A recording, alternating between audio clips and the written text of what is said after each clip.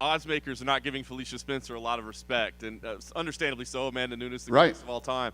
But I wonder, does it get difficult when you have a dominant champion like that? Does it get difficult to promote somebody that it seems like the challengers have no chance against them? Anderson Silva, Ronda Rousey, you know, the list goes on and on. This is what happens when you get to the Jon Jones. When you get to that level, you know, this is when it's actually the pressure is actually much higher when you get to the level that she's at right now. The expectation is there. I mean, after her last fight, she fought Germaine de Randamie, you know, probably the greatest female striker on the planet. And everybody was like, she looked okay. She looked human. She looked this and that. She is human. She's great, but she's human. You know, this is the type of stuff that they have to face when they get there. And both divisions, she's got 2 divisions, which is unbelievable. And literally everybody in those divisions are breaking down film on her, and everybody's training on how to beat her. It's never harder than when you're on top. Yeah, we haven't seen anybody, you know, keep these 2 belts for a lengthy period of time. She says she wants to keep doing it. She says she wants to go to bantamweight next. I mean, I guess you can't look past this weekend, but do you have a number 1 contender at bantamweight ready, or do you feel like maybe the Aspen Ladd fight in a couple weeks is the number 1 contender fight? What's the plan for her at 135? Yeah, no, well, the plan is this Saturday, and you know, there's so much shit going on right now. It's like things that we used to plan for, and it's a different world, and it's a different business, and it's completely different how we handle everything now. I'm not even thinking about that right now. There's so much other craziness going on, you know? Yeah. It might be a similar question then, but Aljamain Sterling and Corey Sandhagen seems like a number 1 contender fight. Yeah, I agree. Are you Yeah. kind of eyeing that as the winner gets a title shot? For sure. Yeah. And is the plan at 135 still Jose Aldo and Peter Yan? Yes. Do we have a date, a confirmation for when that's? I think I prematurely announced it like I do sometimes, so we don't have all the info on that yet. That's funny. I wanted to ask you you mentioned Jon Jones. I wanted to ask you for an update. Have you had a chance to talk to him at all? And you know, he's saying he wants to give up the belt. Are you recognizing that, or what's the plan? Yeah, we haven't talked. Listen, Jon Jones is, in my opinion, the best to ever do it. You know, let him take some time, and we'll get it figured out. But no, he and I have not talked. Do you think you will? I mean, I know you said he normally talks to Hunter. Do you think that's a situation that you need to get control of?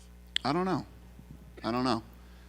He and I have had plenty of fights in the past, and this isn't the first, and it won't be the last. So, I don't know. Listen, we're going through some weird times right now. I mean, I just saw Masvidal saying, I want more money. It's like the whole fucking world is losing their minds right now, man. It's crazy. So, I don't know. I was going to ask you on Masvidal. What do you make of that? I mean, obviously it's just happened. I think everybody wants more money. You know, I think everybody wants more money. I mean, in all these other sports, you have, and Masvidal says you got enough money to buy islands. Let me repeat for the fucking billionth time. I did not buy an island, okay? We did not buy an island. And the reason we're doing the island is so that fights can go on and these kids from Europe and the rest of the world can make money and can work. So I think a lot of people are really, I don't know if it's frustrated and confused or what the situation is right now. These other sports are trying to figure out negotiations, how people will play for half the money they were going to play for before. And some of these other sports might not even go this year the way that it's looking. Who knows? So people are losing their minds. Listen, I said it when we were going through the pandemic and the media was asking me, well, what if fighters are worried and don't want to fight? Well, you don't have to fight. Anybody that doesn't want to fight doesn't have to fight, including Masvidal and Jon Jones and all these other guys, and it doesn't have to be because of a pandemic. These guys are independent contractors. This isn't like the NFL where I can make you come to practice and you do this, or you're going to get fined, or you're going to get this. These guys can do whatever they want. They can say whatever they want. I had a big thing the other day with a reporter about fighter pay. They can come out and tell you what they make any day of the week. They can do any of that stuff. These guys can do whatever they want. So they don't have to fight. And we're not begging people to fight. We're offering fights because in our contract, I have to give you 3 fights a year, right? I owe you 3 fights a year. You have the ability to turn them down and not take them, so they can do whatever they want. Last thing for me, Danny, I'm curious if you've seen the situation with Tim Sylvia, obviously former UFC champion. He's taken to social media. I guess the screws that were put in his arm because of the Frank Mir fight are backing out, and he's getting infected, and he's looking for money. He's saying the UFC won't handle him medically. Have you heard From me? Not from you, but not from you particularly. But I'm curious if you had heard. The last time Tim Sylvia fought here, 15 years ago, and how many fights has he had in between that and there with a million other organizations? No, I didn't see that. I mean, is that something that you would look into? Like, can you help the guy out? I mean, it was an injury sustained in a UFC fight. It wasn't what? It was an injury sustained in a UFC fight. Yeah. It's like the hardware that's coming out of his arm. I mean, I guess you're not even aware of it, so it's hard. I'm to not speak aware on of it. But Yeah, I don't know anything about it. Dana here in the back, sir. Yep. Long time no see. Normally this time of year we're gearing up for International Fight Week. The official website still has it listed. I wonder if there's a contingency in place for that. What? Ask me that again. International Fight Week. I was wondering if there's a contingency because the official website still has it listed as a go. I was wondering if it's, what the status is. Yeah, no, it's definitely, as of right now, not a go. Sure. I was wondering if there's a contingency as far as something else in the works. Yeah, I mean, last night, this city opened up again. I was out last night, and there were people everywhere. Places were packed, and but I don't see. I don't know.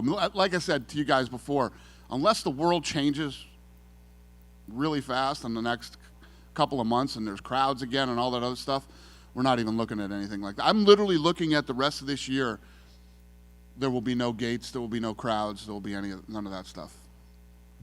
Okay, you already mentioned about Jorge Masvidal. I was wondering, do we have any idea what's next for Colby Covington? No. No. All right, that's all for me. Cool. Hey, Dana. Just jumping off the back of that Colby Covington thing, Tyron Woodley said earlier this week he'd been offered a fight with Covington, even after losing to Burns. Is that not the case? I don't know. He might have been. Okay. And then you spoke to Steve-O from Jackass on his podcast, and you said that it's highly likely Gilbert Burns could get the title fight with Kamaru Usman. Right. Taking into account with Masvidal and all that stuff, is he the front runner for that fight? Yeah. I mean, listen, the kid wants to fight. He wants to fight. These other guys don't want to fight. He's begging for the fight, and he's the #1 ranked guy in the world. Would that be him and Usman? Would that be a good fight for July 11th for that card? It seems like the other champions have some other stuff going on. Could that be the fight with Kamaru and Gilbert? I don't know. I haven't. Yeah. Dan, right here. Amanda said that she thinks she had the coronavirus months ago after attending an expo, and then went home. She's obviously still fighting Saturday, but did she take an antibody test to show that? Everybody thinks they have the coronavirus. I thought I was like, oh, I definitely had it. I was sick in January. It was Chinese New Year. I was playing cards every night down the thing. I thought I had it. Everybody thinks they had the coronavirus. Everybody. But her test came back negative to her actually having it back when she thinks she had it. Right. And then Alexander. If anybody had it, they wouldn't be here. They wouldn't be fighting. And then reports are Alexander Gustafsson's coming out of retirement to fight at heavyweight against Fabricio Verdum. Is that official for this summer? I don't know if we have that done yet. Okay. Thank you. Okay. Dana, Amanda could be the first athlete this weekend to defend both titles. Where does that put her in the MMA history? There we go. Your mic just came on right there. Oh, sorry. Say it again. Amanda could be the first athlete, this weekend to defend both titles for the first time. Where does that put her in the MMA's history? Listen, she's in a position right now. Everybody already considers her as the greatest female mixed martial artist ever, and one of the greatest of all time, male or female. Like I was saying to John earlier, she's in a position now where she's like Brady status. You know what I mean? She's like Brady. You just keep breaking records and trying to make the record so far out and so hard to beat that, it'll take an incredible athlete to show up one day and break Amanda Nunes' records. And I think that's, she fights for money to make a living for her and her family, and she fights for legacy now to break as many records as she can and try to get that thing so far out of reach that people can't touch her. I was also wondering how much the travel ban from Brazil, like Trump doing that, affected the events. And did you guys try to talk to the embassy or try to get the Brazilians guys here? The travel ban all over the world has been a nightmare. I mean, the whole thing has been crazy. Well, when we were heading into this thing, everybody said that we couldn't do it. And then other people said we shouldn't do it. I said we can do it, and we should. The amount of, first of all, just pulling this thing off, to be able to do what we've done so far, and to be able to do what we're going to do with Fight Island. Nobody else is doing this. Nobody's even close to pulling off what we've pulled off. And we did it right in the middle of the pandemic. And I could have done that fight April 18th. I could have done it. And I could have told ESPN, you know what, we're just going to do it and we'll air it on Fight Pass. So to say, is it tough getting people out of Brazil? Is it tough getting people out of Russia? Is it tough getting people out? It's insane. It's been unbelievably hard to do. And we had members of the media calling politicians, calling venues, calling state athletic commissions, terrorizing them that they were going to write bad stories about them if this thing happened. So to try to tell you guys how insane this has been, it's been unbelievable. Any tips where the island is? What's that? The island? Will you reveal where the island is? Yeah, probably next week. And my last question is, I'm sorry, I saw that you were not wearing a mask today during the face-offs. Yeah. So no mask for you. No mask for me. Thank you. Thank you. Dana. Hello. So what did you make of some of the social distancing differences between the fighters during the face-off? Some wanted to shake hands, some wanted to fist bump, elbow. Yeah, well, I don't think it's someone to. It's a very awkward, what do I do right now? You know what I mean? It's just everybody's trying to learn how to function in this new crazy world we live in.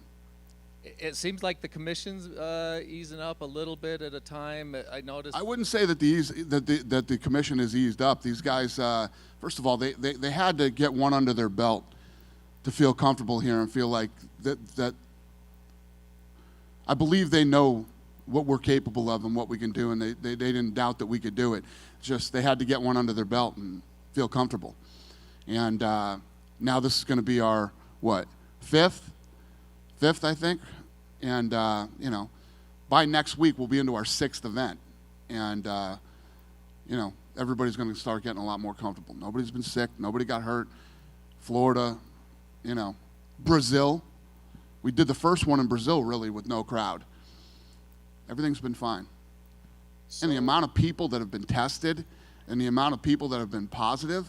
I mean, I'm hearing stats from the casinos testing, 7,000 to 12,000 people. And nothing. You went down to the Strip last night, as you said. The casinos first started opening down on the Strip. What did you make of the experience?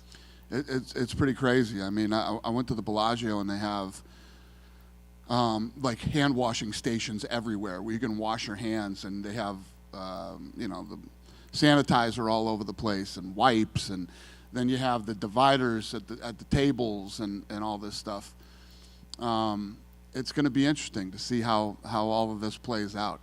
I'm assuming that this stuff's going to go on for a little while and then just all disappear eventually. I was there too last night. The blackjack tables, it looked like they had the plexiglass screens, only 3 people a table. Did you play anything, and what was that? Did it hinder the experience, or? I did play, and the dividers aren't a big deal, but the glass between you and the dealer is kind of weird. Yes, and what's your take on what's going on in the country? With the protests, the riots, the unease that's going on. What do you mean? What's your take on all the madness? It's madness. I mean, I don't even know what to say to that. It's fucking crazy. For Telemundo, hello. Regarding the last question. In other sports around the world, some leagues are not allowing athletes to any message of the crisis that we have right now. Right. What's the UFC position? No, these guys, I think when the country and the world really is going through all the things that we're going through right now, to tell people that they can't express themselves is absolutely insane. First of all, you're going to have lots of different feelings and emotions about all the things that are going on right now. And, you know, when you look at the UFC, we're truly a global business with people from all over the world that face things that other people would never understand. And to be able to, and to have the ability to tell people you can't express yourself, whether it's anger, happiness, fear, whatever it might be, is crazy. We would never do that. We would never try to do that. And, you know, you've seen some of our athletes out there in different ways expressing how they feel, one way or the other. And the beautiful thing is this is America. You know what I mean? And you can say anything you want to and express your feelings or your opinions. And I have no problem with any of our athletes doing that. Or my employees. I've had a lot of employees who have expressed how they felt too. And never going to happen here.